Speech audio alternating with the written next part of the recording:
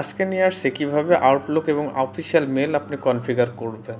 খুব সহজে মেল এবং আউটলুক মেল কনফিগার করতে পারেন। চলুন যাই দেখি।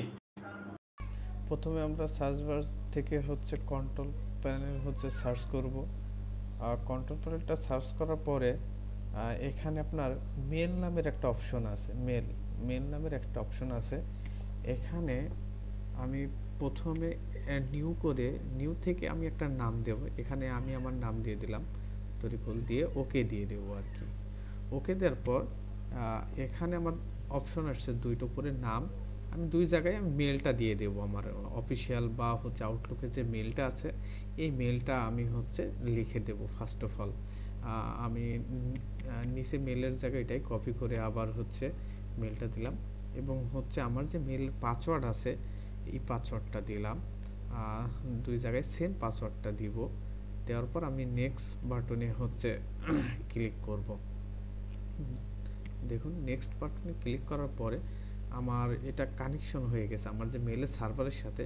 এখানে আপনি ইয়েসও দিতে পারেন, আমি নো দিলাম আর কি। নো দেওয়ার পর আমি এটা ওকে দিলাম। দেওয়ার পর এখন আমি সার্চ বারে এসে আউটলুকটা আবার সার্চ করলাম। এটা আমি টেক্সট বার করে নেব। টেক্সট বার করার পরে আমি এটা ওপেন করব। তারপরে এখন আমি ক্লিক দিলাম, দিয়ে আমি এটা কানেক্ট করে নিলাম। আপনারা কানেক্ট করে নেবেন। দেখুন আমার আউটলুকটা ওপেন হয়ে যাবে। একটুখানি ঘুরতেছে। এই যে আমার আউটলুকটা কানেক্ট হয়ে গেছে। আপনারা এভাবে চাইলে আউটলুক কানেক্ট করতে পারেন, এভাবে মেলটা কনফিগার করতে পারেন।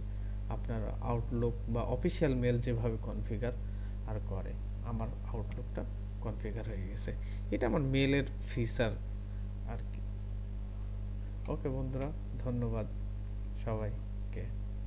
এভাবে আপনি চাইলে আপনার আউটলুক মেল বা আপনার অফিসিয়াল মেলটা কনফিগার করতে পারবেন।